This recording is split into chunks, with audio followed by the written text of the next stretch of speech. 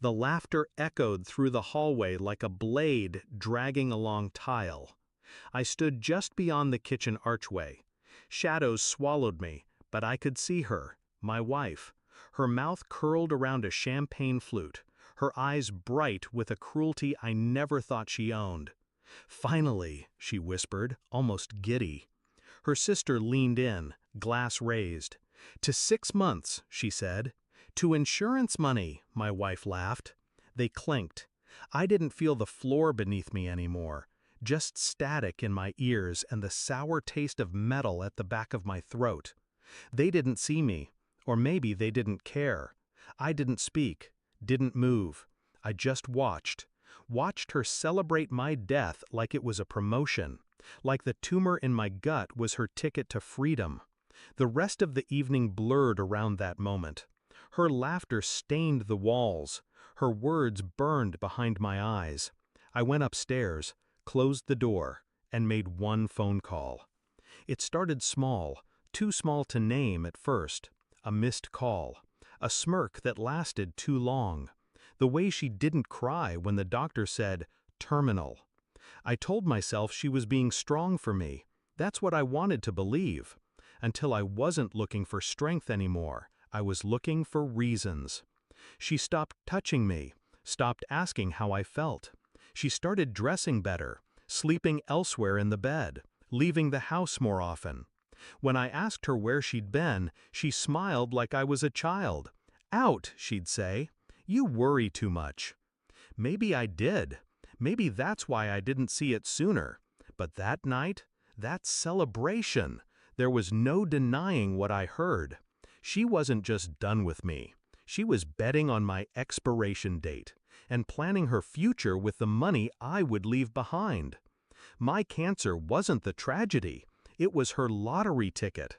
I didn't confront her. That would have given her too much.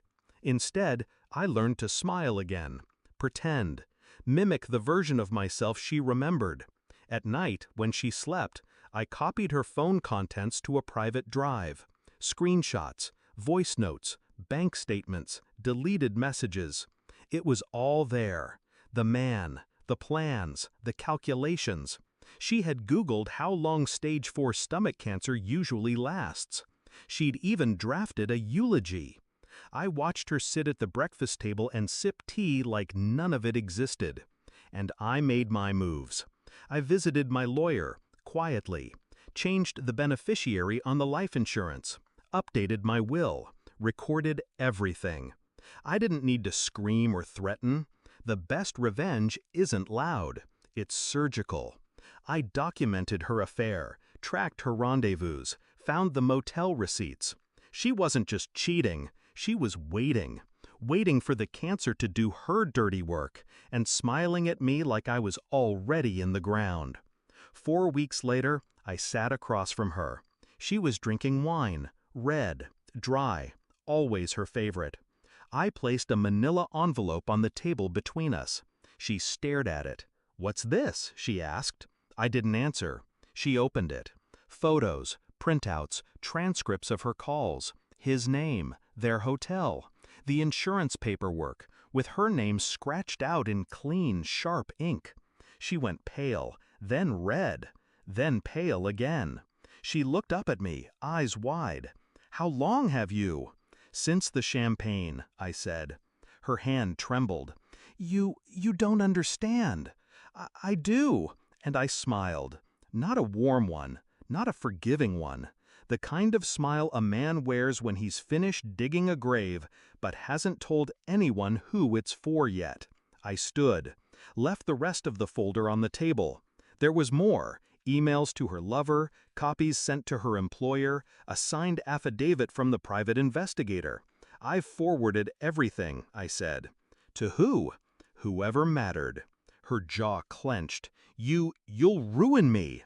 "You were counting on me dying quietly." The silence between us was thick.